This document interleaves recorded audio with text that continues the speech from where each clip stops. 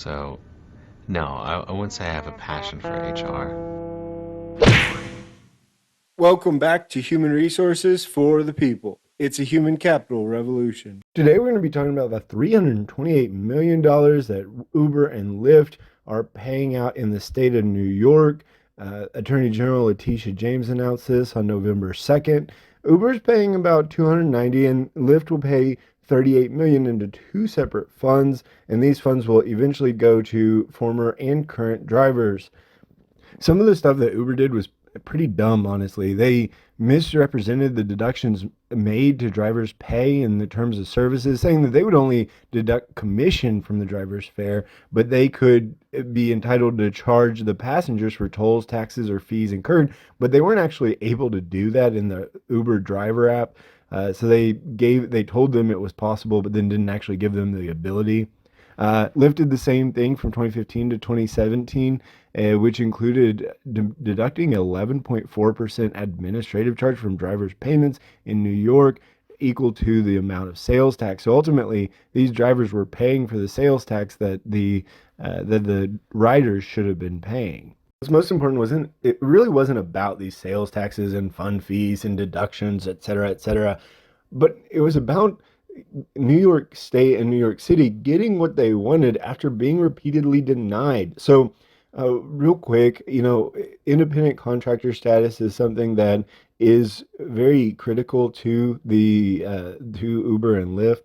This is from the IRS, but it kind of governs the independent contractor status. Behavioral, does the company control or have the right to control what the worker does? Financial, are the business aspects of the worker's job controlled by the payer, et cetera, et cetera. The United States government believes that Uber and Lyft drivers, gig workers, are independent contractors at this time.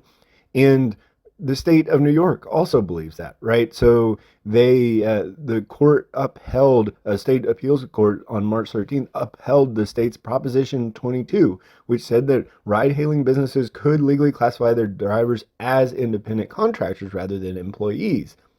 But what's curious is then Uber has started making payments to the state insurance fund to ensure that unemployed drivers receive benefits.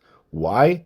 Well, that's because it's part of a separate settlement that's not really connected to it, but is enough that they can be sort of leveraged into it, right? They can be leveraged into paying unemployed drivers in the state insurance fund, even though they're independent contractors. It's not related.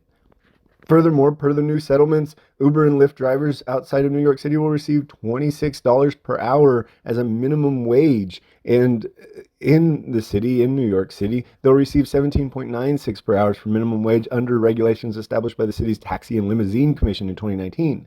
If these were independent contractors, there would be no minimum wage. The Taxi and Limousine Commission has no bearing on the independent contractors that exist in the state, in the city. So what you're seeing is the city and the state leveraging the what they had against them, which was the fact that they were shortchanging the drivers through administrative charges and sales taxes. So they were penalizing the drivers unequivocally. That's not a question. But from this, the state decided to take these concerns and leverage them, right? They took them and applied them to situations like the minimum wage, situations like independent contractors. And by the way, this settlement ends the probe into Uber and Lyft's classification of drivers as independent contractors.